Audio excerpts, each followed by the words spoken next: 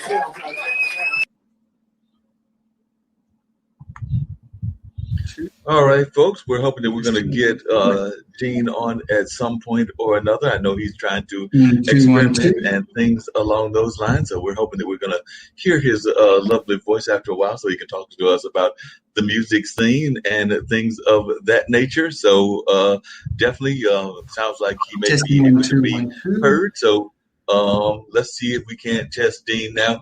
Dean, can you speak and say something, and we'll say hello and things along those lines. So I'm not hearing anything, so we're testing Dean. And Dean, Ankit, we're going to bring Ankit on. We'll just have Ankit talk directly. So, hey, Ankit, how's it going there? So we're trying to figure out what's going on. Things are a mystery left and right. So we're going to try to figure that out.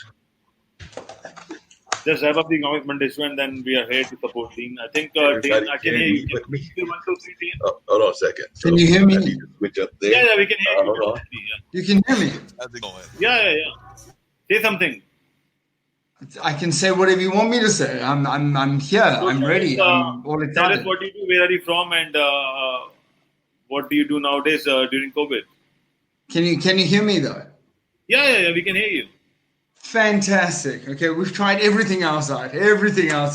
I've got my technician / wife here trying to sort everything out as well. That's why I'm here for rescue. There we go. That's exactly directly from India. That's exactly why. Hi guys, thank you so much for having us on the show. I'm so happy to be here. It's been a work in progress. How's everyone?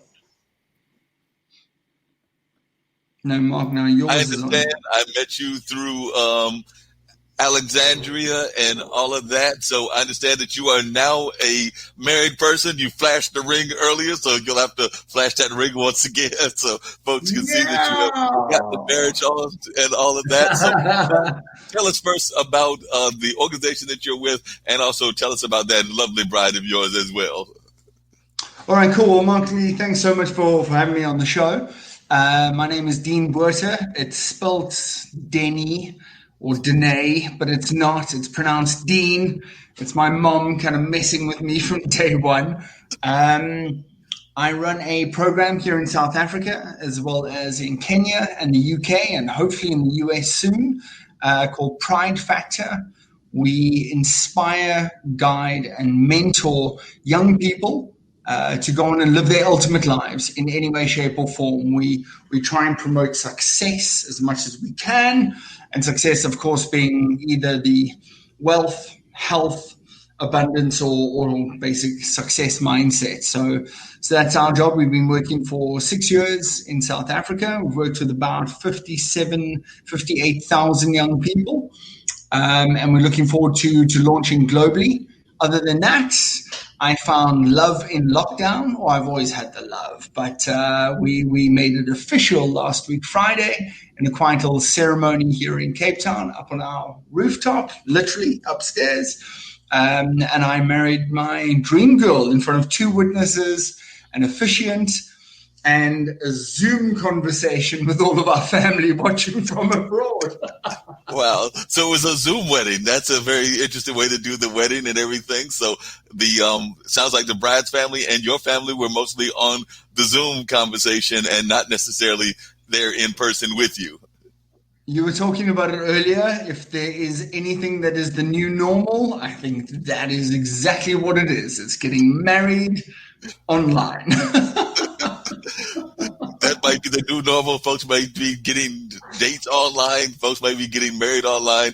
I know that I have a good friend of mine, Mona Shakes, who is originally from, her family is of Pakistani descent, and she was actually complaining about how the whole Corona world, the whole COVID world had really messed up her social life because she was not getting the social life that she used to have, and she was not having the same kind of success that she had. And she was also complaining that she couldn't necessarily have the upkeep of her that she wanted to stay as well because of Zoom. So she was getting quite frustrated by all of the things that were happening. So she was definitely frustrated by that. So I'm sure that you've known folks like that as well. I know that I need to go see my barber again, but I was able to see him and everything. So I do know that unfortunately there was a time frame where you couldn't see them or anybody else. So folks were just trying to live the best they could. Yeah, I think that's it. If you show me one person that hasn't been affected by all of this lockdown, and I mean that's where we are. It is we do a lot of inspirational work with young people, and one of the topics that I'm actually teaching young people is welcome to the new normal, and we break it down. We kind of literally start right there. So let's break it down from beginning: new and normal. All right. So what is new? What is something that is new? Something that is new is usually something that happens daily. So it is forever changing. Right. And then what is normal? Well, normal to me and normal to you, Mark, and the audience may be completely and probably is completely different. Right. So new normal is something that's changing constantly to new people all the time in different ways. So it is not a noun. It is a verb. It is a forever constantly changing modus operandi, and it's rather exhausting, but it's rather exciting at the same time. And how are y'all dealing with the new normal with even education? Because I'm not sure what they're doing in South Africa with education, as I had mentioned earlier with our little quick news segment and everything. Right. The folks here are trying to figure out what to do because, like I said, we did have spring classes and things of that nature, but now in the fall, apparently they will take attendance. I don't know if they did that in the first session and everything. So now that we're going more into fall, they're definitely saying they're going to take attendance, and it will be more like what you just said, a normal class and things of that nature. So they are trying to fit it within that model, but so many people don't know how to deal with this computer thing that we've got. So they were having breakdowns all over North Carolina where I'm at and everything. Yeah. So we're trying to get adjusted to it. So have schools started in South Africa already, or are they starting later, or where are y'all at in the school system? And even with your own program, because I'm imagining that this program is similar to what we would call like a boys and girls club. That's what it sounds like to me. It would be similar to kind of a boys and girls kind of club model. Yes, it is. It does associate itself with the Boys and the Girls Club in the US. Schools wise here, obviously we're in the Southern Hemisphere. So we have our summer break from basically early December to mid-January. So at the moment, they've just come off of winter holidays. It's freezing down here at the moment. Actually snowed on Table Mountain this afternoon. First time we've had it in years. So it's literally snowing outside, which is unprecedented for Cape Town. So school term wise, under our government and everything that's been going on here, don't even get me into politics. But anyway, we had our schools go back in the beginning of June for about 2 weeks, and then they closed them down immediately. So at the moment, our high schools, primary schools, and tertiary institutions are all closed until further notice. Wow. So no one really knows what's going on. We really are at an absolute loss end. There's a lot of online platforms becoming available, online academies, tertiary institutions adapting their stuff online. But if you weren't ahead of the game 6 months ago, you're falling behind now because you're just employing developers on every way, shape, and form in order to build your curriculum into an LMS system and make it available to your students. Not an easy task by any means. So I think those that were at the forefront of it, I will say we were, so I'm happy to say that. We're kind of seeing the benefits from it. But I think on something that you just touched there now, Mark, that there's a major adaptation that needs to take place. Certainly in South Africa, we find ourselves educating our audience. So, I mean, we will start our digital workshops every day with, hi, guys, welcome. We'll only take classes of 100. Bottom left-hand side, you can put your microphone on and put it off, do this and do that. So it's like how to use the platform, be it StreamYard, be it Zoom, be it Microsoft Teams, whatever it is. So we teach them how to use the platform, and then we start getting into it. And by the third class, they're completely accustomed to it, and it's second nature. So it's this adaptation that's becoming a little bit tricky.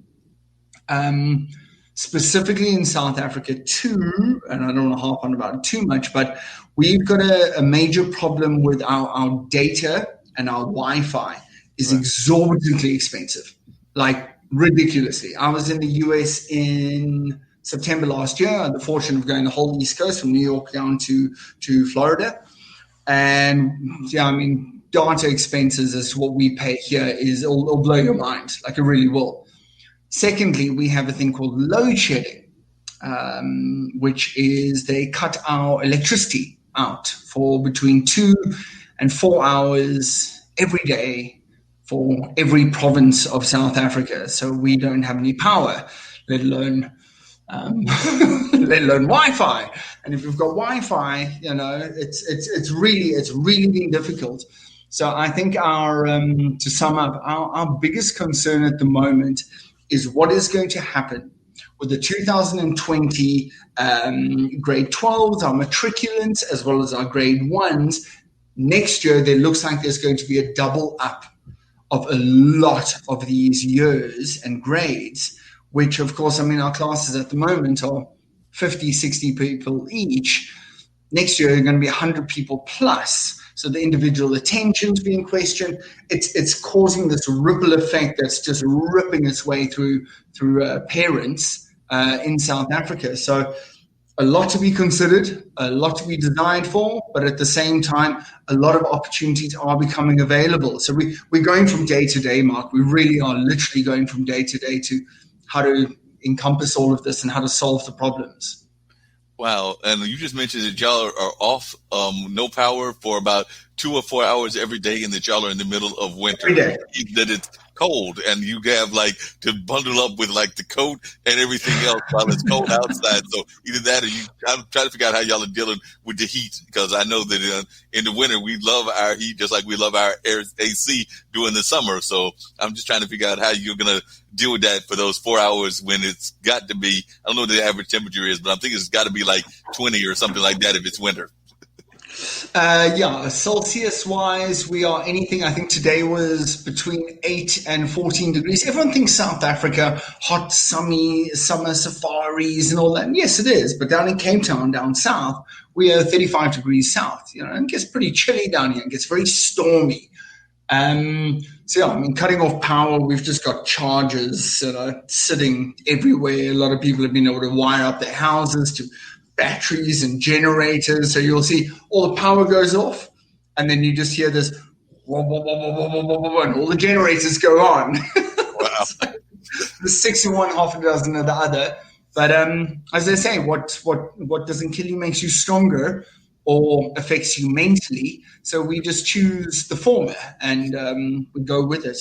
That makes a lot of sense. Now, most people, when they think of South Africa, of course, they think about y'all's past history and apartheid and things of that nature. For those that don't know about South Africa and Cape Town, because we get a global audience and everything, and I know that Alexandria is from there, so she talks about it a little bit, but still, she's usually concentrating on music. So I just want our listeners that are watching that might not know about South Africa, maybe they're thinking that whenever the world opens back up, they might want to visit South Africa. So what can you tell them are the good qualities of South Africa and the bad qualities? Because we know every country has both good and bad. So just give us like the thumbnail version of Dean's version of South Africa. Absolutely. I'd be proud to do so. Marc Lee, South Africa is the most beautiful country you would have the privilege of stepping foot into. This place is surreal. We've got the wine route, we've got the garden route, we've got the savannas, we've got the desert area, we've got the tropical area up in KwaZulu-Natal. We've got cities that borderline the coastline. We've got cities that are wrapped in mountains. Conversion-wise, dollar to rand is 17, 18 to 1 or something like that. So affordable-wise for anyone from the US, it's beyond affordable. Accommodation-wise, people-wise, it's just absolutely stunning. It is truly, truly, truly stunning. The people here too they've got this well-being about them that is amazing. Unfortunately, our government has kind of taken the mick out of us for quite a while now. Our unemployment rate is just about to hit about 50% of the country. Wow. So in a country of 59 million people, that's a lot of homeless people, right. And these guys are like borderline poverty line. So that is what actually very much, unfortunately, takes away from the country, because there is this sense of entitlement that the government owes me and must give me what they promised me from 1994 when they told me I'd be getting low-cost housing, etc., etc.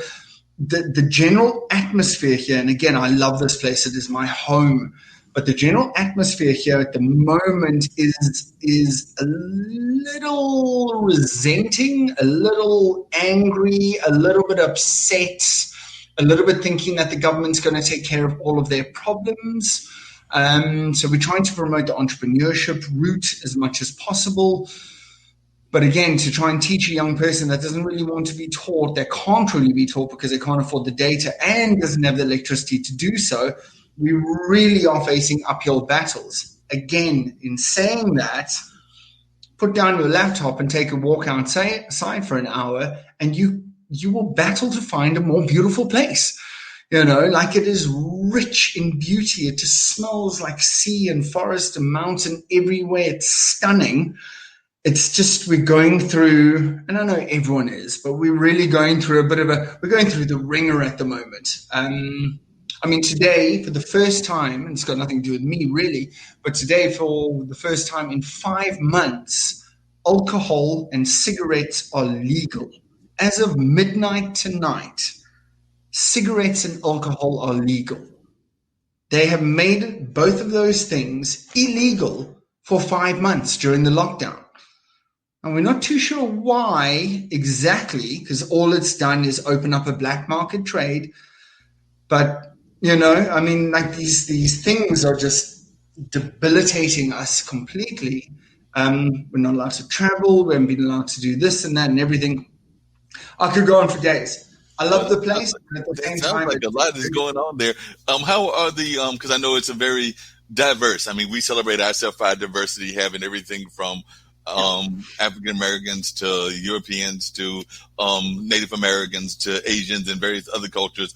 I usually think of several nations within Africa, but definitely South Africa as being a very diverse population. Of course, y'all did go through some of the history with apartheid and things of that nature, but how is the diversity celebrated now? Also, is the school very integrated, and is there a lot of integration within the society now, or how are those relationships going in the 21st century? I think we're doing a lot better than we have done in the past. Apartheid obviously hit us hard. It has caused a really bad kind of like trademark or stamp that stuck with us for many, many, many years. And a lot of us younger generation folk are trying to resolve issues that our grandfathers might have possibly been involved with.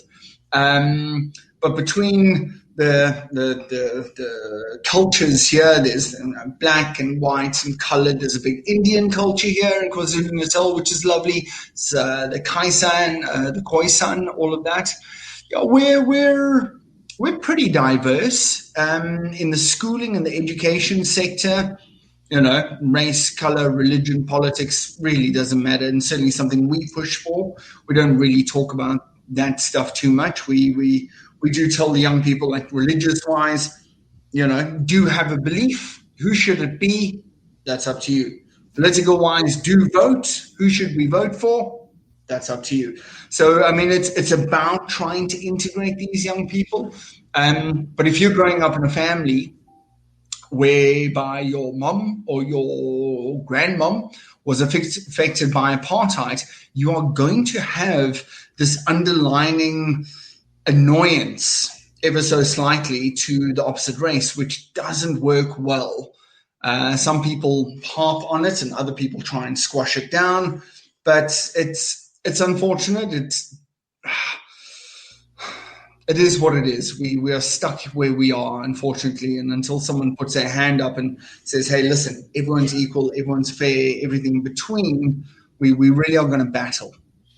And now tell us a little bit about the Pride Factory as well. Exactly, you talked about it being kind of like a enhancement kind of thing, so like enhancing people. Is it strictly in the arts, or are you trying to, what courses are you offering, and what kind of courses are you teaching with the Pride Factory? So tell us a little bit more about what the Pride Factory is. Okay, firstly is Pride Factor. We get that quite often. Pride Factory, Pride Factor Academy. Okay, now you're really going to get me excited. So what entrepreneurs do is they find solutions to problems. Okay, in South Africa, unfortunately, at the moment, is rife to problems. So what we've done over the last 6 years is we've put together a finishing school, if you would, like you said, a boys and girls school, like a finishing school, whereby we teach young people the skills, maybe the etiquette, the mindset between teenager, young adolescent, and adulthood, bridging those gaps of life skills that I certainly, and maybe you didn't either, learn at high school, you know, talking to people, emotional intelligence. They say that the average adult nowadays will have up to 5 careers. Therefore, you're going to fail at a number of things. So how do you deal with failure? What are you going to do about it? If something goes wrong, what are you going to do? You know, we're looking at subjects like being remarkable, and then we're looking at things like entrepreneurship, work readiness, financial literacy, etc., etc. The responses to it have been absolutely phenomenal. Like they really have. And now we're running workshops. We were running one a week. Now we're running up to 2 a day. We've got one this weekend or on Friday for World Entrepreneurship Day called So You Want to Be an Entrepreneur? And it's a 3-hour free event. We partnered up with Facebook to run an event at the end of the year. It's Ladies Month or Women's Month in South Africa. So we're running events for them. It's been hugely accepted. And again, it's such a difficult place to be in, Mark, because the whole country, the whole world is going through these difficult times. And we are too. But at the same time, we're kind of flying. So I'm not gonna hold myself back on that. I'm forever grateful for all of our supporters and partners and colleagues and everyone in between. It's been tough, but yeah, these life skills, teaching young people how to deal with these circumstances, the new normal, thriving in 2020, etc., are being begged for, and we're able to put a solution to that problem. So we're very grateful. It sounds like it. And I know that here in North Carolina, there is a very active startup community. We've had a lot of startups that have started here, and there's a very active startup community throughout the Southeast, I would argue, but definitely here in the Triangle area, which is what we call Raleigh, Durham, and Chapel Hill. So definitely a rich startup community. I did not know that there was a rich startup community in South Africa. Is there already an existing rich startup community? Because when I think of entrepreneurship in the African nations, certain countries come to mind.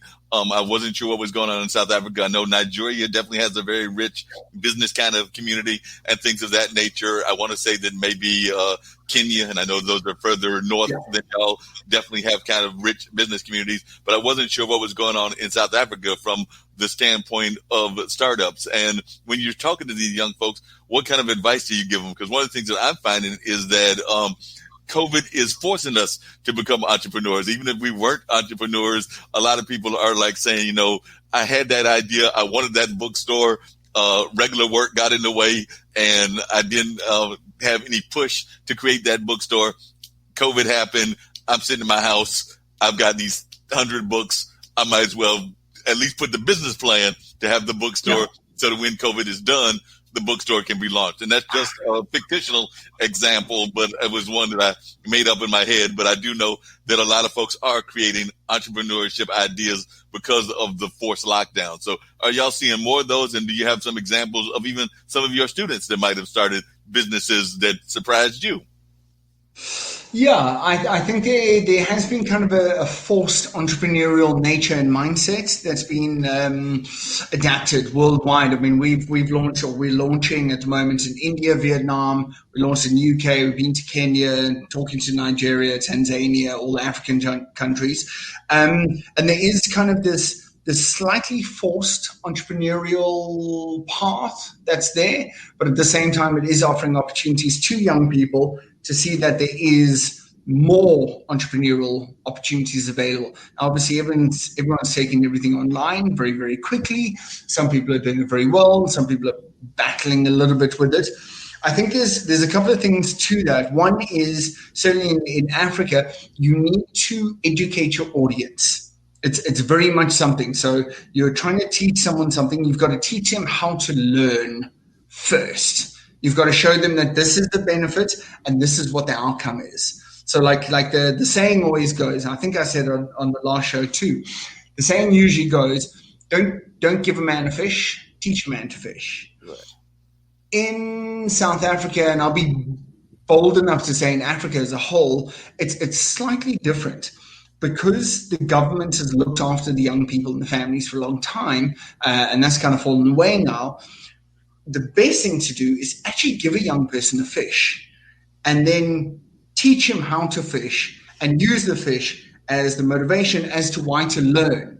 So I will give you a fish, you taste it, you see the appreciation, you enjoy it, and now I understand why I should learn to go and fish.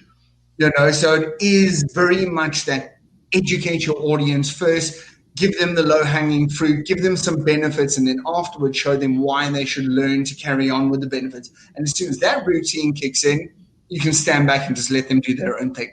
Then they are 100% sorted. And can you give some examples of any, how long have the kids been in the program? Are there any that have already graduated or have already got to the point where they have created any programs? And if so, what are those programs that they have created already? Because like I said, how long has the program been running, and has anybody matriculated or graduated? Right. Well, there is really no finishing point as such. We're an ongoing kind of concern. So we run a membership program where youngsters buy a membership, or they pay for the membership. As I say, we are entrepreneurs. We teach entrepreneurs by being entrepreneurs. We teach them how to pay tax and make profit, because we pay tax and we make profit. So we've got a membership whereby young people can join up, and every single week they can join all the classes that we've got. We've got dedicated classes to them in the morning to try and just inspire and motivate them to get up and get on with their day. Very much topical around current affairs, again, non-religious, non-political, but what's happening in the world. There's a trend towards drop shipping. Let's go with the drop shipping. From the youngsters side of things, we've groomed a number of youngsters, hundreds, thousands, if not, of young people to go on and either start working with us or for us. They run events for us when we are allowed to run events. They become speakers on our platforms like this. One or two of our graduates or long-term students, the one that comes to mind is a young girl called Vuyu Jaboda. She came on one of our first workshops in 2014, and she is now a radio host, a TV show host, an author, an influencer, and something else. Wow. And she's just turned 21. Oh, wow. So she is flying at her level, but that's what she wants to be doing, There are other ones that have just gone on and got a job, or other ones that have started businesses. We run pitching competitions, teach them how to pitch their idea in 60 or 120 seconds. So yeah, there's been a great amount of success stories, but again, it takes maintenance, it takes continuity, it takes the ongoing support. It doesn't just, you graduated, you're good. We're constantly evolving and constantly trying to help these young people, and eventually they come back to us and offer us help, which is great. Oh, that sounds wonderful. Now, you mentioned the pitch contest. I actually attended a couple of those here in the Durham area. I thought they were fascinating. You would see these entrepreneurs pitching great ideas, everything from like scientific-based ideas to product-based or a number of other kinds of things.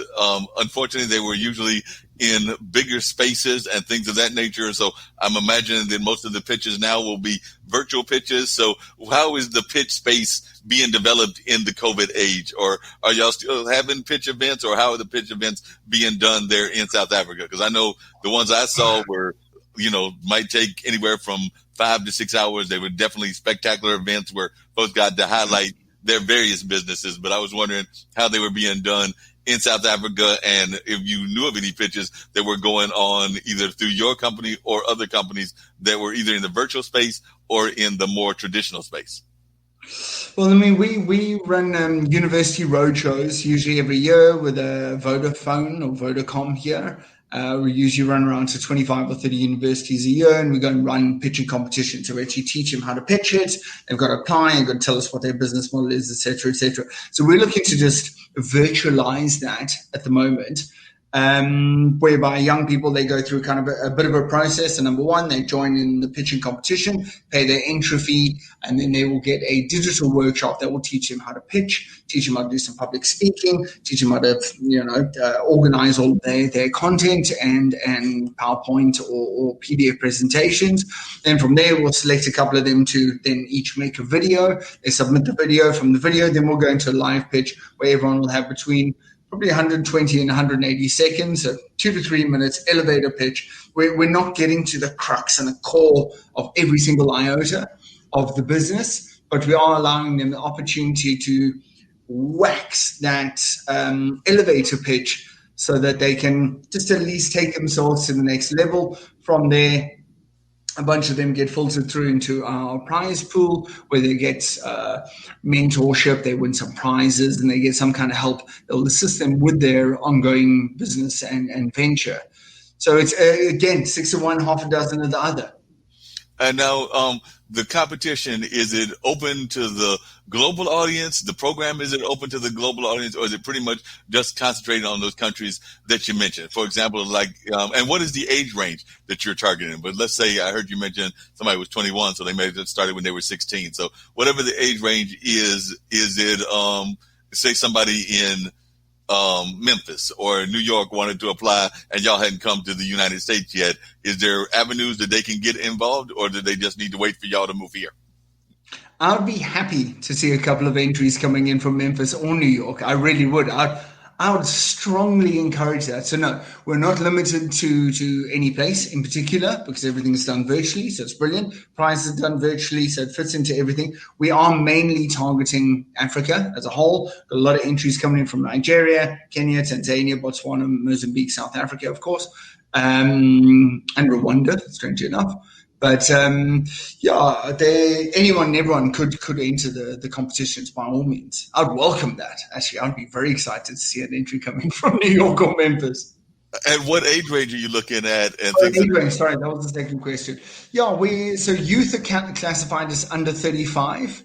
So anyone under 35. We are looking for the young people to be inspired by the more established people. We won't go with the older, but more established.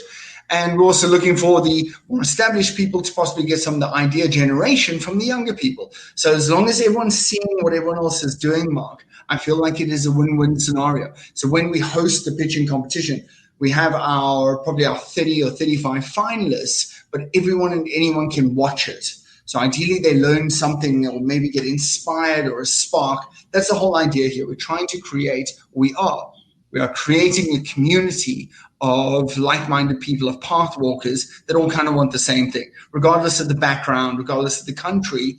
Broaden your aspirations, challenge your horizons, and just become that bigger, better person in general. So yeah, wherever we can be. Yeah, one of the things that I can say is that when I went to the pitch competitions, one of the most inspiring pitch competitions I went to was actually a youth competition. It was actually youth entrepreneurs. I think they were all 21 and under, actually. I think the oldest might have been 21 or 22, but there were a number of teenagers that had everything from like T-shirt companies to, I think one had like a comic book. There were some people doing jewelry. There were some people that were doing more like the DJ kind of thing and more of the technological kind of aspect, computers and things of that nature. There was a young lady that actually, I think she was teaming up with her mom and they were doing like some stuff around science, but they were some of the most inspiring folks I've seen. I've definitely seen the adults also have some great pitches, but definitely saw the young people have just some amazing ideas that you were not expecting. For those that are not as familiar with you, like I said, I do know that you've been on the IBM.TV platform with Alexandria and everything. But for those that are familiar with you, could you talk a little bit about your own entrepreneurial background for those so folks can know a little bit about your own history as an entrepreneur and as an educator? Well, what can I say? I've got quite a colorful background in the entrepreneurial space as well as just in the life space. And I come from a small town in Cape Town called Kommetjie. It's known for fishing and horse riding. Like there really isn't a lot there at all. My parents were really not wealthy by any means. My father's a water sports promoter. He was the top South African surfer for many years. My mother's an actress and a artist. So also no money came from either of those, unfortunately. So from a very young age, I was kind of thrown into the entrepreneurial space out of a term of necessity, to be honest. So I started selling wood when I was very young. I started gardening, babysitting, car washing, whatever. I'd remove the snake from your tree if you paid me enough. Like I'd do whatever it took to make a little bit of money, you know. I then got into surfing more so, and I became a professional surfer when I was about 13 years old.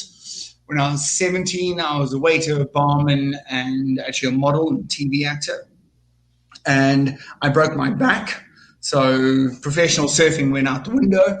As I say, those that can do and those that can't teach. So I got into surf coaching. I moved to the UK for 4 years and did a lot of surf coaching there. And then I had a strange coincidence of events where I lost my fiance, my house, my car, my job, and my cat in 13 days. Don't even ask. It's a terrible story, but a great story at the end of the day. It was a lot of hardship and pain at the time. And luck behold that I met a guy on a plane. He gave me an opportunity to do some Forex trading. I'd done a bit of this, done a bit of that, and now I made a bit of money. And when I made a bit of money, I started looking at different investments. So I bought a piece of property and I went down that space. I got into real estate, actually as a real estate owner and as a seller. I then started a TV company called Global Nomads, another one called Get Lost. It was all about travel shows and travel TV, South Africa and globally, which went very well for a while and then disappeared. And then tried a couple of other things. We tried running surfing events. I've still got a Guinness World Record to this day, actually, for Earthwave, which was the Guinness World Record for the most surfers riding one wave simultaneously. That stands at 110 people on one wave at one time, which we broke down here in Muizenberg in Cape Town in 2010. And since then, I got into Pride Factor and started a couple of other little ventures here and there. So I've kind of been the trial and error guy, Mark. I've never really come from the fundamental training or the structured approach. I've very much been trial and error, learning as we go along. Some people say that's the best recipe for it. Some people say that's the worst recipe for it. But I think in answering your question, the long run, is that a lot of what we do is teaching young people the life skills that are necessary through our own experience. This isn't duplicated content. We're not reinventing the wheel here. We're teaching young people lessons that really can be relevant for them or to them. And a lot of what I teach young people when I get the opportunity to be on the microphone is I can certainly tell them what not to do, as opposed to, this isn't the recipe for success. I can show you the recipe for disaster, and I can show you how to avoid it. But we kind of go down every realm that there is possible. So my entrepreneurial journey has been a learning curve throughout, and it's still continuing. To try and adapt everything online or digitally in the last 3 months, we were iotas away from making it happen. But this has obviously given us a bit of a candle under our butt that we need to make it happen quickly, and at the same time make it happen internationally. So it really has been quite an interesting time. It sounds like it's been a fascinating time. I'm still trying to get over the fact that you lost your past fiance before the wife and everything, but that you lost this fiance, this job, and this cat at the same time, because I'm actually a pet lover. My brother has dogs at the moment, and I've had cats and various other animals. So I do know that losing an animal can be a hardship, and the fact that you lost an animal and a lady love at the same time, that's like losing two of your hearts at the same time. So I don't know how you survived that, because did the cat just like walk away? Because I've had animals do that. The cat just like says, I've had it, I'm out. Basically, the cat just went, listen, I'm out of here. Like, we're done. Thank you. It's been fun, but goodbye. So, yeah. The cat was like, I've enjoyed it. I actually had that happen with one of my pets. We later learned that pet, unfortunately, was also a thief, because we had a couple of strange pets. And I know that different countries have different animals that are strange pets. But at one point, we had a pet raccoon. And the raccoon was staying outside and was enjoying the outside life. And we might go out there and deal with Bandit. It had the mask. So we were not original in our name. So it was called Bandit. And when we finally, and I think it was can't remember which gender, but whatever gender, they decided to go off into the woods, because we lived near some woods, and find their significant other. So when we went out and checked on where the raccoon had been staying for its house, we found some of Mom's jewelry. So the raccoon had done what raccoons will do, and had been basically like a little bit of a thief and things of that nature. So we did not miss it all that much, but I did miss my cats and did miss a couple of the other animals that I've had that were more traditional. So I do know that can be a serious hardship and everything. But I agree with you that it's all about life lessons, and we oftentimes learn life lessons, and sometimes we also have to learn them the hard way. One of the stories that I've shared here before that I think you'll get a kick out of is I went down to Miami, speaking of Miami, to follow love, because I had found a friend and everything through another mutual friend. So they had introduced me to this person, and I'm thinking, I've been kind of the crushed kid in life, even in older life, and I'm 58 now. So I had gone down there saying, well, I'm going to go down there and I'll be near, I think the young lady's name was Denise. I'll be near Denise. So I moved down to take a job in Boca Raton. What I did not realize was that Boca Raton and Miami is not exactly next door. There is still a little bit of a distance between them. So, I went down there thinking, I'm going to take this job. I'll be near this lady that I think I at least got some feelings for. And I think I called her up, and she's like, Mark, you're still about an hour and a half, 2 hours away. I'm like, trans. Brilliant show, man. Yeah. Moving closer and things of that nature. When you talk to the kids, what advice do you give them in terms of entrepreneurship? Because it is something that I think that is fascinating to many folks. Like I said, you've had your ups and downs with entrepreneurship. You were a surfer. I definitely have mad respect for surfers.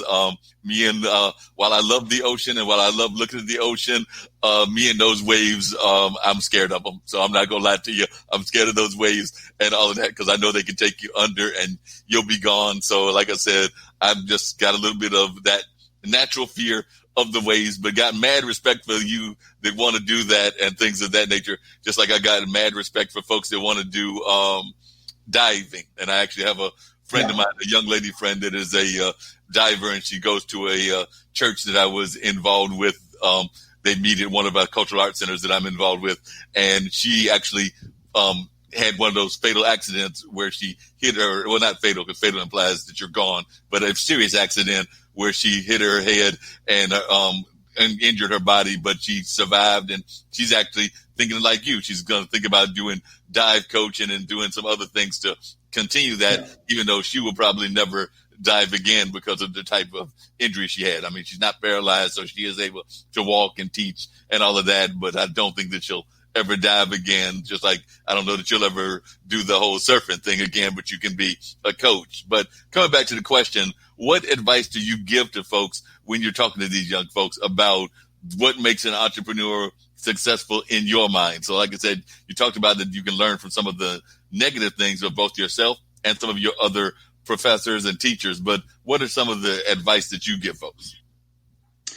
I think it's a combination between, it's not just what you say, it's the way that you say it. So certainly for our youngsters here in South Africa, they like a little bit of edutainment, exactly like we're kind of doing here. I mean, some content, some relevance, and then at the same time it's fun, it's interesting, it's a little bit offbeat.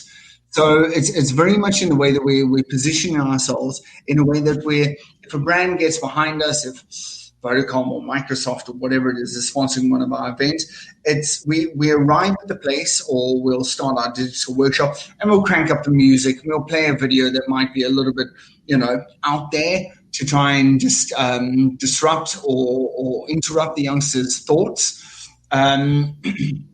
We bring quite a lot of the celebrity or influencer involvement into it to try and get these young people to see that there's, they can associate or interact with these kind of people, which really does heighten it. We do the gifts and the prizes and all that kind of stuff. So on the one side, the content. On the second side is obviously the delivery of the content.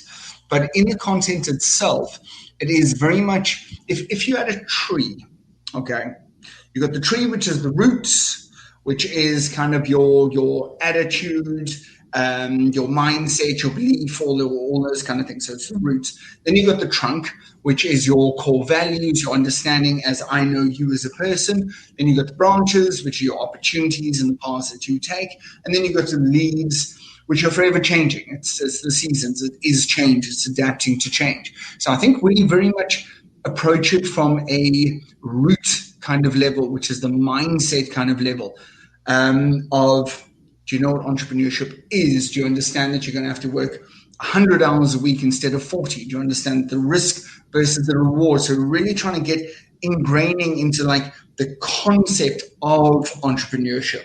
And once we've established those roots, Mark, then we get into things like ideation. What is a good idea versus a bad idea? Or one good idea versus 100 mediocre ideas. Where do ideas come from? The inspiration, business model canvases, minimal viable products, etc., etc. So we will break up into it.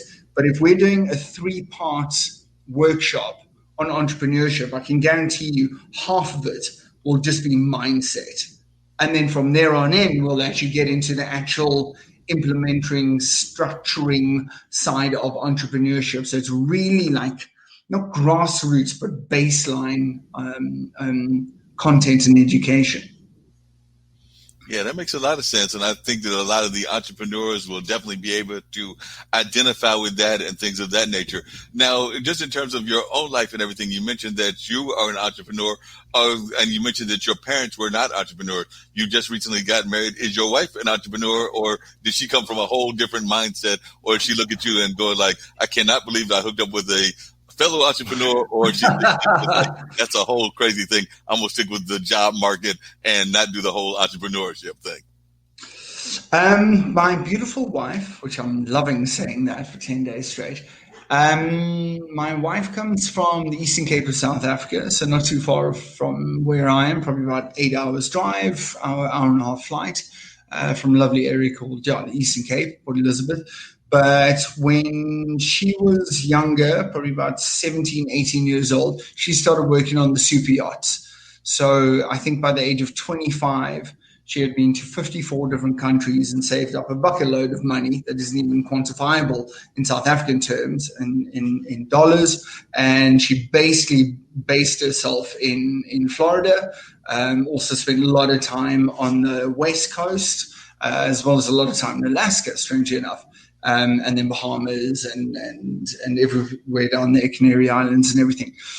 So entrepreneurial, maybe not so much, but understanding that someone says, hey, listen, we need to be in Alaska in 4 weeks' time. We need 25 staff there, and we want to spend 2 weeks there and have a lot of fun. To now go and create that program, make the plans, get all the regulations, make sure that all the staff are allowed, the ship is ready, that I think there is a large entrepreneurial spirit that goes into it, because she'll just be handed everything and just said, make this work. So, I mean, right now as we're speaking, it's 10:09 p.m. at night, and she's sitting in the room next to me and she's working. She's just carrying on. We've had dinner and she's just carrying on. So she hasn't really learned entrepreneurial ropes, but she is learning the entrepreneurial ropes because she's thrown herself into a deep end. And I think that's got something to say there. If you throw yourself into a deep end of anything that you don't know about, are you being an entrepreneur? Are you being an intrapreneur? You're learning and you're making solutions to problems. So she's very much got the entrepreneurial nature, and I feed off of her and she feeds off of me. It's brilliant. We've got a harmonizing relationship. It sounds like it. And one of the things that I was curious about as you were saying that is, I know here in the States, a number of people were really tied into like corporate America, and they were definitely enjoying that kind of corporate America kind of lifestyle. But then sometimes they would feel a little bit bogged down by corporate America because it can have its limitations. I mean, definitely it's good to have a steady job and things of that nature, but then sometimes people would feel that it was a little bit too bogging in terms of like not giving them enough room to grow because they didn't see enough room for advancement and things of that nature, or they might have hit that glass ceiling, because the glass ceiling doesn't just exist for women or minorities. It can exist for a number of folks. It can exist based on age, on a number of things is the reason the glass ceiling can be there. So they would hit that glass ceiling and they would feel bogged down. So one of the things that I'm thinking that I'm seeing more here in the States is that because of COVID, like I said earlier, more people are exploring, do I really want to go back to my 9 to 5? Because right now I'm working from home and I'm able to do my job from home. So even if they bring me back, am I going to go back? Because I have a number of friends that are doing that. They're at that point right now. They're still working from home from their computer, still doing the telework, whether that's in the medical field, whether that's in call centers, whether that's in whatever. But they are questioning themselves even right now. They're asking themselves, when this is all over, whenever that is, and like you said earlier, we don't know when that'll be. Even in the music industry, I've heard some people say, 2020 is definitely a wash. 2021, maybe a wash, maybe not, but we don't know. It could be 2021 to we're back to some semblance of normal, or it could be 2022. Let's not hope. Let's not hope that, but that's what scientists and other folks are telling us. But are you saying that same kind of thing in South Africa, where people are thinking, do I necessarily want to go back to the job the way the job was? Yeah, I think there's let's not forget. most countries are following the US. Like, I mean, we reciprocate what it is that you guys do over there. So we've got a close eye on what you're doing. And I actually saw a great article that answers this brilliantly in the New York Post, written on the 18th of July this year, called "It's 2022."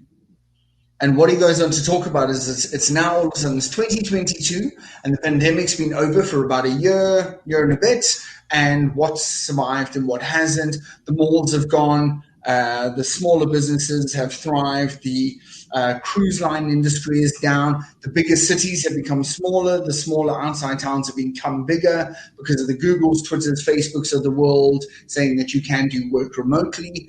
TVED education is kind of trying to figure itself out. So there's some really interesting insight I found in that article. But again, it's futuristic. It's a one person's opinion and prediction on what's going to happen out there. So it has been a little bit tricky. What we're doing here at the moment, I think we're playing it more on the day-to-day, minute by minute, hour by hour understanding. As I say, we unfortunately have had governmental control that has had some ridiculous regulations, and then they've greenlit them, and then they've stopped them, and then they've implied them again. And so our biggest problem at the moment in South Africa is we're questioning our leadership. We're going like, whoa. You told me that yesterday and this today. I mean, I went for a surf the other day. So for instance, the beaches have been closed for 5 months, but it's legal to surf. So you're legally allowed to be in the ocean, but you're not allowed to be on the beach.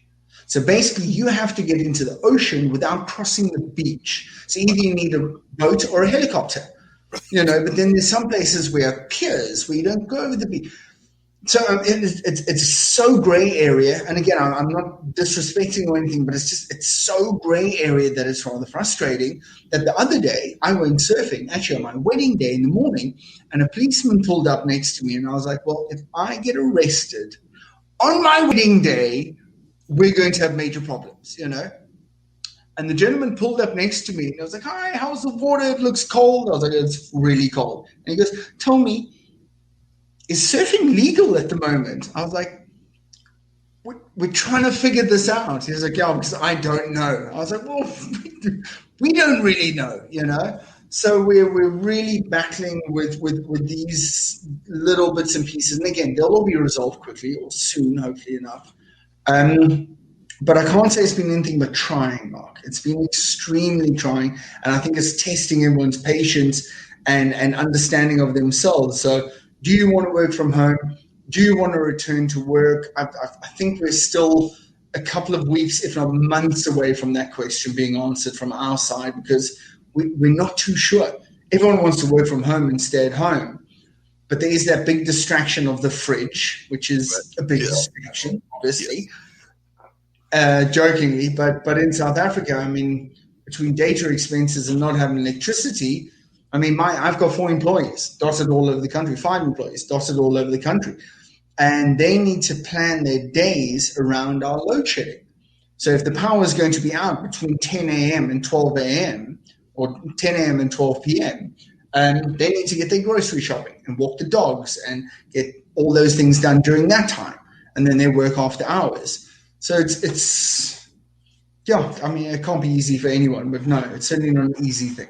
Not easy at all. And a lot of folks, like you said, that is one of the dangers that people are finding about that. I was talking to a good friend of mine who is a musician here in the area, and he was telling me that unfortunately, I don't know if you remember this term, but when folks went to college in the 80s, and I think they used it throughout their life, but whenever they went to college, there was that expression of usually used for the ladies of the world, but it implied for the guys as well, which was the freshman 10 or the freshman 15. Well, I think that the entire world is having the freshman 20 or the freshman 25, because unfortunately we're in home, and after you do a little bit of work on your computer, even after you've had dinner or lunch or whatever food you had, that dessert is calling your name. It's sitting there, and there's nothing really to stop you. There's no distractions that you might get from work to stop you from going there. So you're oftentimes grabbing things that you know you don't need. So I'm sure the entire world,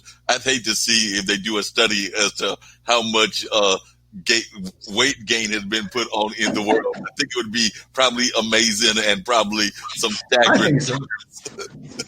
I think so. I think it's something like this. Okay. And off to the fridge you go. I need a distraction. Off to the fridge. Walk to the fridge, grab a quick drink, grab whatever. What are y'all doing in South Africa? You mentioned earlier about what is legal, what isn't legal about the mask, because I know we're encouraged to wear the mask. I definitely just went out and had to run a couple of errands, and when I was out there, I definitely had my mask on and everything. But there's no real penalty. Like I said, they encourage it, but there's no, as of now, there's no real penalty. But I do know that some other countries, one of our IBM teammates is in, I believe, Australia, and I think he gave me a figure of like 4,000 or 5,000, but it was some high amount that they were given if they caught you without a mask. So are y'all at that level, or are y'all pretty much just kind of like encouraging people to wear a mask? No, so again, as of tomorrow, literally as of 3 hours from now, we go down to, so we're on level 5, 4, 3, 2, 1. We now go down to level 2 tomorrow. It's more like level 2.5, actually. If you look at it, it's still a little 3, but a little 2. On the mask side of things, it is very much mandated. Should you go into any kind of closed environment, a mall, a shop, or anything like that, it's got signs everywhere. Listen, legally you need to wear a mask, and I think people are doing it out of respect. There's no rebuttal there by any means. Everyone wears a mask. There's a hand sanitizer everywhere that you go. The ladies are complaining because their nails are getting pretty ruined from all the alcohol spray. But other than that, I think out of respect, everyone's doing the mask side of things. Outdoors, however, again, like I said earlier on, we're surrounded by ocean and we encompass by mountains. You're going to go and climb the mountains and walk amongst all that fresh air with no one around you. I would personally, and I might get hated for this, but I'm not going to be wearing a mask. I can tell you that. As we cross someone, if we walk past someone, both people usually put their masks on mutually, hi. But if we're taking a walk out in nature or going down close to the beach, not on the beach, but close to the beach, masks are, most people are,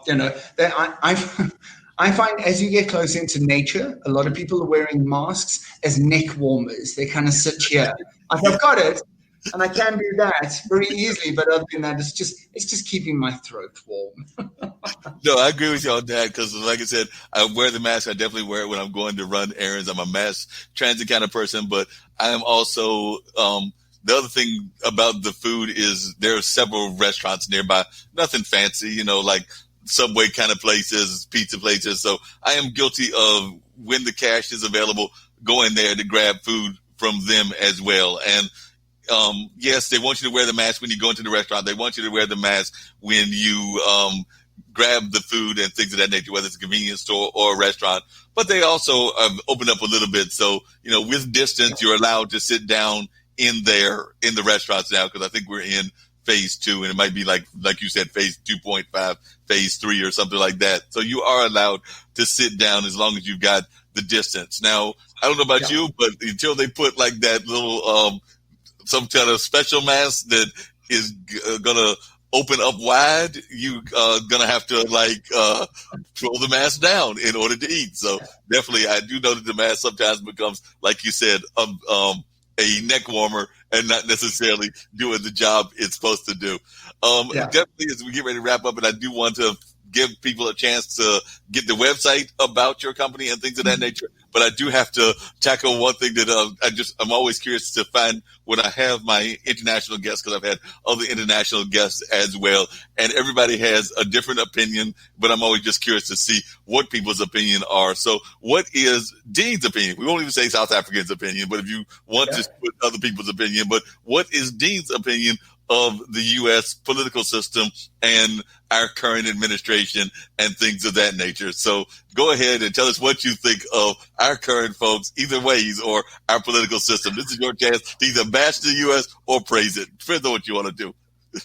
Oh, sure. Throwing me right into the tricky corner there, aren't you, Mark? Love it though. No, I enjoy that. Okay, so let me be completely forthright. I will be. From the only thing that we can judge on is the media that we are fed. And the media that we are fed, I feel, doesn't always tell the story, because again, the stories that I've tried to tell through the media doesn't always come out right. So in saying that, I think my opinion is we've got a very interesting question. So we've got a leader at the moment, Cyril Ramaphosa, who is the president of South Africa, who was absolutely praised for his business tactics, etc. He brought McDonald's to South Africa in like the early 90s. He's a businessman. He's an absolute businessman, much like the Trump side of things is. So there's a slight mirrored synergy there, if you would, in a fact that our leaders are actually business people and economists as a sense. Okay. At the same time, I think Ramaphosa has embarrassed himself several times by opening his mouth without thinking or consulting too many other people at the same time or previously. Again, from the media that we have seen, I feel the same thing about USA's president at the moment. I do feel the same thing about what's going on in the UK at the moment. I feel the same thing about several other leaders. So I feel that that question is really difficult to answer, because the media that we are fed, you don't know if it's Arthur or Martha. You don't know if it's real or not real, you know. Again, in saying that, I had the fortune of coming over and spending my wife's birthday last year in New York City. It's the second time I've been, and it was spectacular. It was everything and more. We went to Broadway. We went all over the place. It was unbelievable. Then we had the fortune of driving, renting a car, because she's obviously been there many times. Drove down to Washington, D.C., which is a place that I could live in, I tell you right now. And then we went to her sister's wedding down in Virginia, Richmond, which was, again, life-changing. And then we spent a couple of days down in Miami in Florida, which was also rather impressive, some of the things we saw down in Miami, I must be honest. So again, in seeing what we see in the media, Mark, is one thing. In the experience that I had last year in America is another sense. So I must say I'm kind of torn, and I don't know if I'm slightly irritated in saying that, because having been to the US last year for a substantial amount of time, I loved it. And if I had the opportunity to grow our business and or move there, I'd be there in a flash. As what I see in the media, it tells me that I should question that opinion. And that's what frustrates me. That's what actually gets to me, is like, I love the place, but the media tells me that I should be wary of it. Same as South Africa. This place is absolutely amazing, but you should be wary of it. It's a tricky one. It really is a tricky one. Yeah, it's interesting you say that, because I can see where that would be the impression. And I agree, there are definitely leaders around the world that you sometimes wonder about that. But then you talk to people from those countries. I was talking to a young lady, like I said, I'm 58, but I've got friends of all ages. And I was talking to a young lady that's a friend of mine who I think she'll turn 30 in October, but she's from Brazil. And she basically talks about the Brazilian leader. She puts that Brazilian leader in that same category as the U.S. leader, as the U.K. leader, as what you're saying about the South African leader. And she's from there, but she definitely does not have any kind of respect for that leader. And I've heard that leader compared to Trump, even from outside folks, outside of the Brazilian culture. So, like I said, I definitely think it's interesting watching the media's perception, but also the perception of people from those countries. Because, like I said, she does not have any respect, and she's one of about 3 people that I know from Brazil that live here in North Carolina now, and none of them, and like I said, it's only a small sample of 3, but I can tell you that of those 3, they have no respect whatsoever for the leader of the Brazilian country, and they think that that leader has done some really crazy things. And I can't remember whether it's a man or a woman that's running that country, but whoever it is, they definitely think that they have done some crazy things in running the country. So along those same lines, and before we get to the whole thing about how folks can learn about this great organization of yours, and I've really been impressed by some of the things that you are teaching these young kids and everything. But what was your perception of the whole Black Lives Matter movement as well? I'm just curious as to what your perception, because of course y'all went through, as we said in the beginning of the show, y'all went through a lot of the same kind of discussions of the U.S. earlier civil rights, but also y'all went through it in the past. And I imagine there's even like some Black Lives Matter between your current police and different ethnic groups and everything of that nature. So what is the impression of Black Lives Matter movement in South Africa? Well, I must say that actually just gave me shivers when you said that now. Okay, so South Africans firstly all want to be American. So there was a massive latch on. Like, I mean, it got violent in social media, much like it did in the US, where, you know, someone would say something and someone was like, oh, all lives matter. And straight away there was just this anger between us, which is not what we need, any divide or anything like that. However, what I must say to the Black Lives Matter is I don't think many South Africans knew that it was anything past what happened in July. You know, I think that's when they thought it first came about. And I think the average South African thought that the Black Lives Matter hashtag, movement, all of that started in July 2020, which it didn't. It started decades ago, right. You know, and I think that was a major eye-opener here.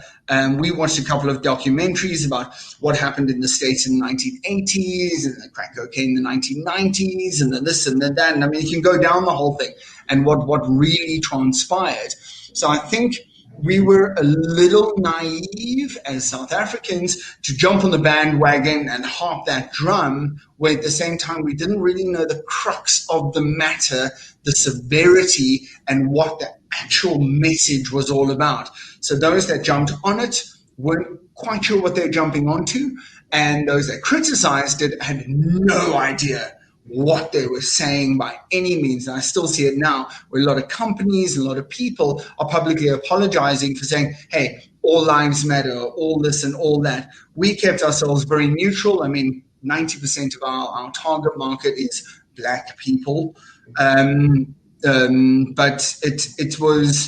it was quite shocking how South Africa jumped onto it. I don't know if we're looking for a reason to shout and complain and add our fury. I think 94% of our country is predominantly Black. So we've got every reason in the world, but I don't think that it was clearly understood what the actual messaging was. So I feel like it got lost in translation a little bit.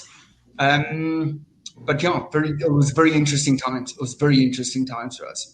It sounds like it. And definitely, I wanted to bring in one of my co-hosts and everything from things at IBM.TV. Sasha Starr has joined us, and he is definitely a world-renowned chess player, as well as living in Canada right now, but I think originally from Russia. So he definitely adds a world perspective to our panel of things that we have going on here on a regular basis. So I've actually got definitely want you to stay on, and we're going to wrap up in another 15, 20 minutes or so. But I've got two requests of you, Dean. I need to find out if you can give us the website where folks can find out about Pride Factor. I did get it correct. And the other thing that I'm going to ask, just because I'm that kind of guy, is you need to go grab the wife so that everybody in the audience can see that lovely wife of yours, since she is a newlywed. So we want to see her face and everything. So I'm putting you on the spot. You just want to see that she's real, don't you? I know. If I can hear correctly, she's actually in the bath next door. So I don't know if that would make for appropriate radio TV, unfortunately. But what was your first question? Sorry, Mark. No problem. I was just giving you a hard time and teasing you, but definitely we know she's real. The question that I was going to ask you is, can you give us once again the website and how folks can learn about the Pride Factor? Yeah, pridefactoracademy.com. Everything we do is Pride Factor. it's the essence there comes out of, and I hate to say it, but again, we do it in a disruptive manner. The whole idea there is, unfortunately, one day you're going to die. We are all going to die. We're going to come to the end of our mortal coil, and we're going to tip off into the universe and go wherever we go, and no one knows. When you get to that point, when you are fading away, you ideally want to be sitting on that deathbed, which is a hammock, down in the bottom of Florida, listening to Bob Marley with your family around the sunset and a pina colada and this and that. And you want to look back on your life with a sense of pride. That is your pride factor. That's kind of the idea. So like Steve Jobs says, you can only connect the dots when you look backwards, but you can plan them moving forward.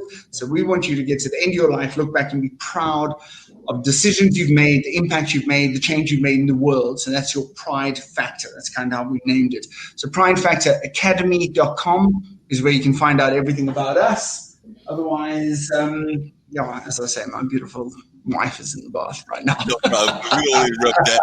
But one of the questions I've got to ask you, and this is coming back to the fact that Sasha has popped on to the show and everything, is when you're teaching these young kids, and you are teaching a number of young kids, do you teach them about the whole nature of investment? And if you don't teach them about investment, why don't you teach them about investment? Because one of the things that Sasha does here with IBM.TV is he does have a number of shows. One of them is the chess show, but he also has an investment show. So I would love to hear your answer as to whether you teach them investment, and then Sasha may have some ideas as to some advice that he would give kids about investment. So I would first like to hear your answer as to whether you teach them about investing. I think it is one of the most important things that needs to be taught. Yes, we teach them definitely in any way, shape, or form. The number one argument in most relationships, friendships, and professional affairs is money problems. And the fact that we're not allowed to talk about it, or we aren't meant to talk about it, is absolutely ridiculous and Stone Age mentality. We've got to talk about money. How much do you earn? Oh, that's not really my business. How do you manage your money? Very much our business. So yes, we do. We've got a course that we called Show Me the Money, which is Financial Literacy 101.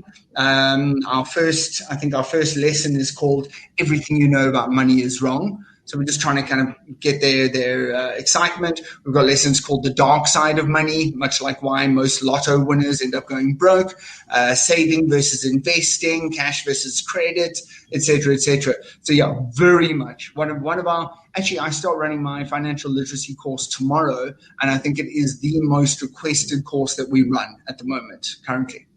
Good. So, Sasha, a lot of the folks that he's teaching are 35 and under, and definitely a number of them that are 21 and under. So what kind of advice would you give to young people if they were going to invest in something? So what would you tell them was the number one investment that they should get if they were a kid? Since you do the investment program here on IBM.TV, I'm sure Dean would love to hear some advice that you would give to young people about investment. Oh, well, I think everybody needs advice, young people and old people and not so old people. Everyone needs it, especially now when we live in the environment when there is a saving rate, even CDs in the banks, you can earn only 1% annual interest. So you're forced, regardless of your age, to venture into investments. Whether you like it or not, it's just a fact of life. It's just there's no any other way to deal with your money because, of course, there is inflation factors. There are many other factors. Not only that, obviously, I'm a very optimistic person by nature, regardless the current economic situation. However, there is a scenario, and we cannot dismiss it, when there will be much less jobs, prominent jobs, any kind of jobs if you'd like, for especially young people to find. There will be a lot of people who will be living with their parents until they are 40 without being able to move out of the house simply because they cannot support themselves. So a lot of people will definitely look into investment as a means to support yourself, actually to start making money, learn how to do it. I'm talking about on my programs, I always start my programs with the number one your goal is the preservation of capital. So regardless of what you do, the preservation of capital is by far number one, because if you learn how to be in the financial markets and at least preserve the capital without losing any money, it's already a step forward. Now, on top of that, if you are skillful enough and learn about the market, gaining self-confidence, then you can start to make a little bit of money here and there. And I found it's not too complicated when financial markets like stock markets, there are trillions of dollars are being traded every single day.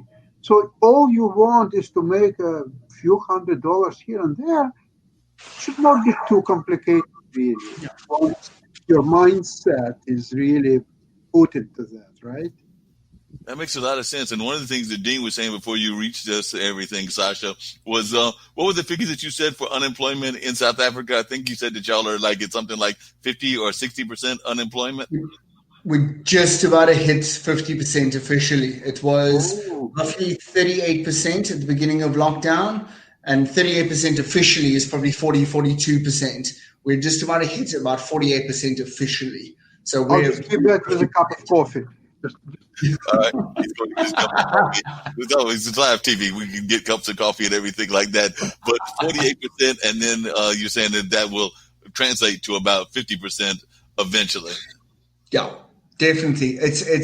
It's mind-numbing. Like, I mean, it's soul-destroying. It is in every way, shape, and form. And these guys just don't have anything, that they can go back on. And they were promised a lot of things by the government 25 years ago, and they've been holding on to these little shoestrings, and nothing's kind of come of it. So, I mean, the heart bleeds in every way, shape, and form for them, but again, we can do what we can. So educating young people has become like priority number one in this country, actually in this continent. Educate young people to make the right decisions. And again, exactly like Sasha was saying, and like you were saying, if you can teach them financial credibility and financial literacy and mastery, if you would, that's when we win. But we've got to get them to want to learn it first. And that's where we step in, is creating that willingness to learn new skills, as opposed to, gimme entitlement. This is like, listen, if you want to get better with your life, you're going to need to learn some skills that will allow you that opportunity.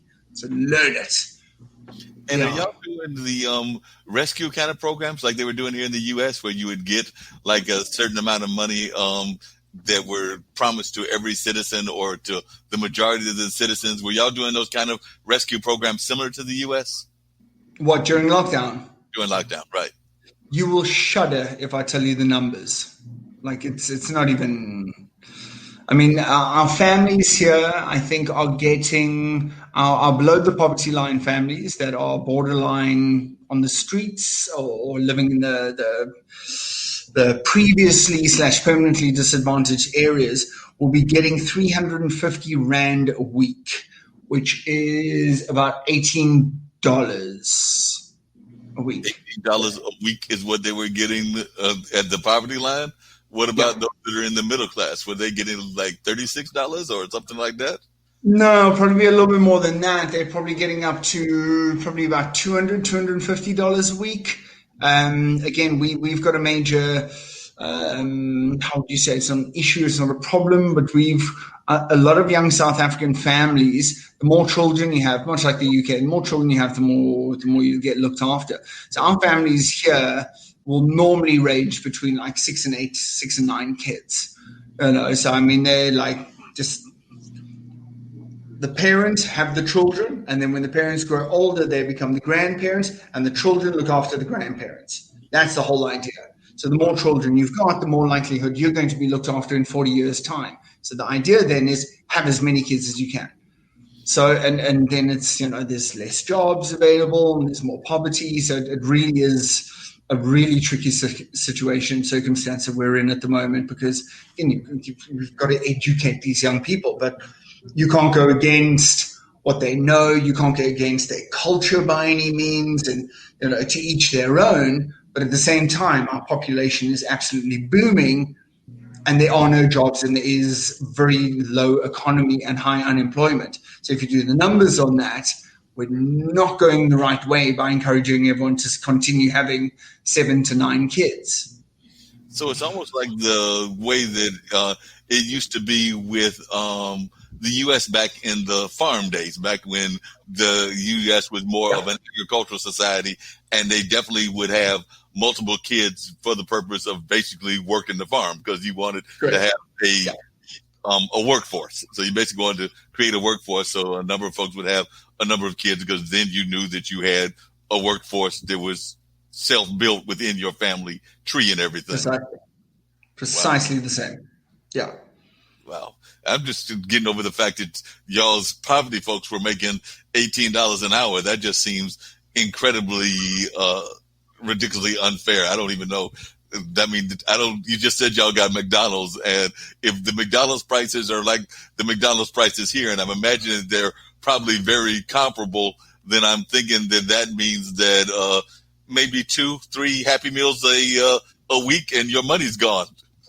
Well, yeah, I mean, they're veered well away from fast food kind of places, but I mean, for 350 Rand or $18 a week, you could probably get some rice, some veggies, some bread, some milk, a little bit of sanitary care. And that's kind of that's you done dusted. That's it. That's what you got. So again, where you're trying to teach people, skills and things like that, and you're saying, listen, invest in data so that you can be online, so you can learn new skills, that's costing about $18 a month. So for them to take $18 a week, divide that up or multiply that by 4, and then use that quarter of their allowance and their worldly possession to buy data to look for jobs or to educate themselves is a non-conformist. It's not going to happen. There's no way. So they would normally then go to some place where there is free Wi-Fi, because the country is still on lockdown. There's no free Wi-Fi. So these guys are just like, we're really barking up a tree that just doesn't even exist anymore at the moment. It's tough, Mark. We're going through hell down here, man. We really are. We're not going through a good time at the moment.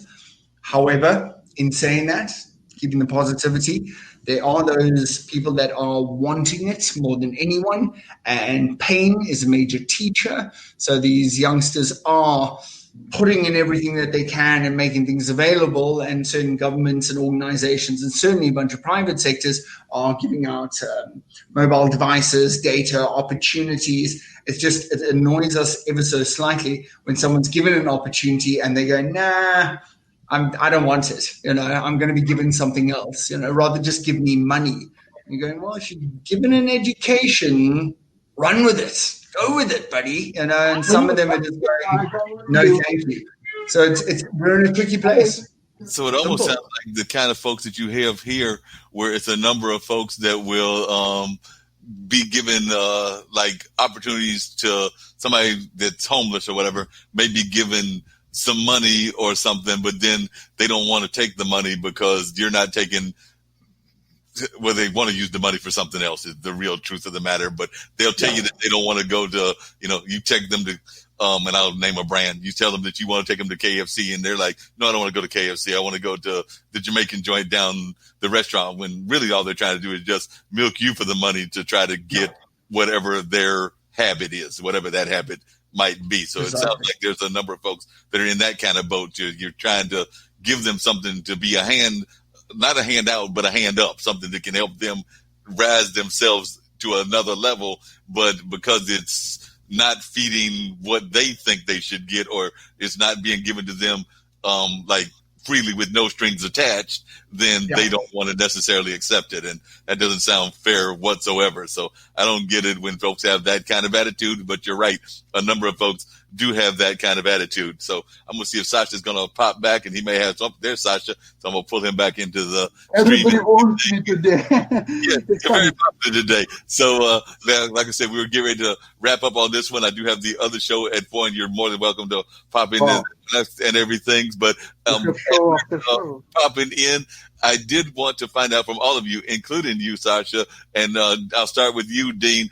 If you could, what words of advice would you give to folks if you want to give people a word of encouragement? And that can either be about the entrepreneurship world, which you are definitely part of with the Pride Factor, or it can just be life in general, because we are going through so much in life. So what advice would you give to folks that might want some words of encouragement of any sort? So I'll start with you, Dean, and then I'll hear from Sasha as well. So what words of encouragement would you give people? I think it's a bit of a tricky one, but I think it's you know, is it successful people that are happy, or happy people that are successful? You know, and it is always the latter. So if you can choose to be happy, or if you can find something each morning that just makes you feel happy, if it's reading a book, take half an hour to yourself every morning before you turn this bad boy on. You know, take half an hour to yourself every morning, meditate, read, have some lemon water, watch the sunrise, watch your child, whatever it is, just get your own opinion, find your own happiness. And if you can draw off of that all day, I feel like you're in a good place. Like Carson, my favorite quote, Carson from Downton Abbey says that the business of life is the accumulation of memories. Now, memories can only occur when patterns are broken. And patterns are only broken when you step outside of your comfort zone. So try something new. If something isn't working for you, try something new. Try and adapt. Try and create that happiness from within, and understand it's not always going to come in the form of a paycheck or a fat payout or anything. You can literally choose to be happy as best as you can. If you can do that, it becomes contagious, and we all benefit from it. I appreciate it. Sasha, appreciate you popping in and definitely giving your words of advice about investment. And, always glad to have you pop in on my show, and as well as we're oftentimes on panels together. But definitely, if you could give some words of advice to just the general population, whether it's around investment, whether it's around life or whatever, I would definitely appreciate those words of advice. So let's hear it from you, Sasha. Well, it's very difficult to improve on your speech, Dean. It's very eloquent. You've done really well. What can I say about, for example, in U.S., one of the problem of pandemic is that people don't want to restrict themselves to lockdowns or anything else, because they're saying that your freedom is encroached upon, and therefore they're unwilling to do all the steps in order to fight and to prevail in this tragic situation. However, very few people realize that the freedom, all this wonderful freedom, what they're talking about, means absolutely nothing without money. Without money, what kind of freedom are you talking about? What can you do with your freedom if you have no money? Never mind health. If you don't have health and you don't have money and you have only freedom, it's laughable. It's the biggest nonsense I ever heard in my life. There is no such thing.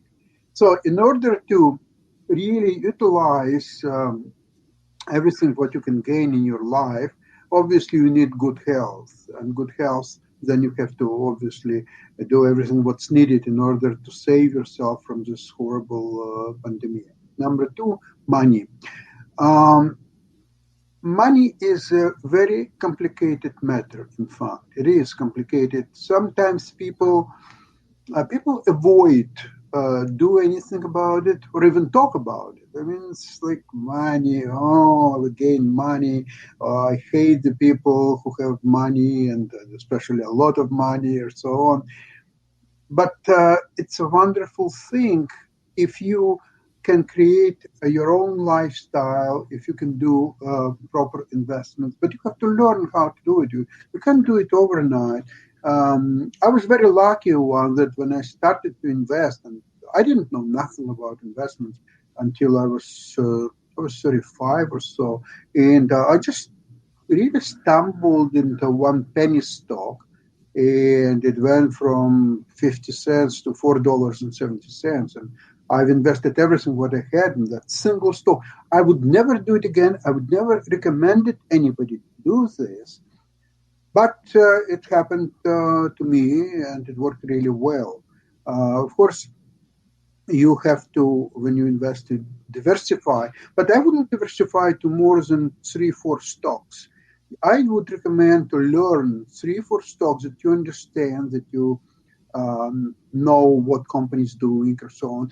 Then you're watching the stock when it's ups and downs, a pattern of trading, and you're becoming specialist on these 3-4 stocks. And you can trade them up and down, and you start to get confident, and you learn about this, and you understand the pattern and so on. So you can really develop this into something of your own. For example, I have a few stocks that I like presently it's Netflix, for example. It's Microsoft. Of course, Microsoft is probably the best stock there is one. You can look into other stocks as well. For example, there are very risky stocks like Tesla, for example. I avoid Tesla because there are just very, very big ups and downs moves, and I really don't see how you can profit unless you are taking a huge risk. So I do avoid stocks like that. But then you have to really learn. You can try. You don't have to buy thousands of shares. You can buy 100 shares and just see how it works. Get into the groove, get into the pattern, get confidence, and then you can, instead of 100 shares, you can buy 300 shares or so. So slowly get into the groove. Preservation of capital is very, very important. So if you see you took position in the stock, if you do it through options, it's even better. But options is the next level. So until you understand the stocks, you cannot do options. That's the problem. And by the way, it's a very, very good time to invest in South African stocks. There are a lot of gold companies. And in my predictions, gold will go really, really much higher from the level where it is now. Not everybody agrees with me, but I have an opinion because U.S. has issued so much debt that U.S. dollars probably will not sustain its level. It may go lower, and the moment the U.S. dollar goes lower, the gold is going higher because gold is traded in U.S. dollars, right? So it's good time now to look into South African gold miners. That would be my advice. Normally I don't give advices, but the way how it shapes now, I think probably it's a good one.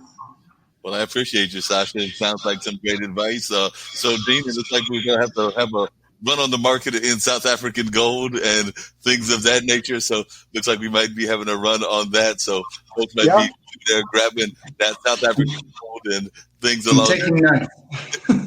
It's going up today, yeah? Gold. That's a great thing.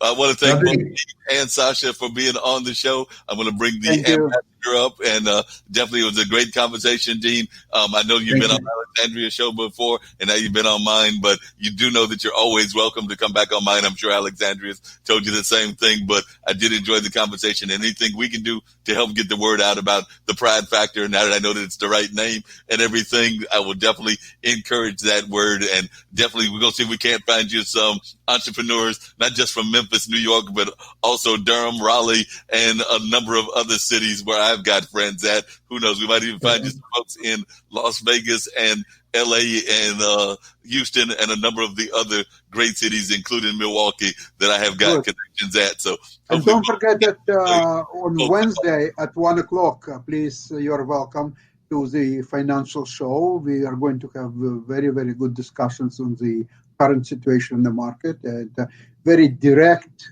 ways. Who is doing what? Shaquille is very good investor, and he knows a lot about that. And my other guests are pretty good too. So I welcome you, and please welcome to participate. Thank you. Thank you, Sasha. Thank you very much. Yep. So lovely. Appreciate you. I'll send you the links and everything in case you want to join Sasha's show. And like I said, you are definitely welcome to come back anytime that you want to talk about the Pride Factor. And once again, congratulations on your wedding and everything. Like I said, 58, still trying to find this right. Sasha has got his other half, so I'm still trying to find my other half. But like you told me, Dean, it could happen at any time. Who knows? Anytime. I'll walk out the door and that person will be there. So There we I go. do appreciate you being on the show and telling us so much about your own entrepreneurship voyage and journey, as well as what you're doing with the Pride Factor. So thanks once again. Thank you for having me. Really, thank you so much for having me and allowing me the opportunity. It's lovely when a young South African can get to voice his opinion on the international stage as such. So thank you. And Sasha, thank you for your tips of wisdom. I've got those written down. Well, I'm excited. Okay. Thanks, guys. See you on Wednesday. Bye-bye. Yep. See you on Wednesday. Sounds good. Here's the ambassador, and we'll. Coronavirus से कैसे बचेंगे? Okay. Hand होकर और ऐसे अपने खांसी जब आएगी ऐसे करेंगे अच्छू अच्छू और कोरोना वायरस को धन्यवाद हमारा म्यूजिक सुनने का. Once again, I do want to thank Dean for joining us once again.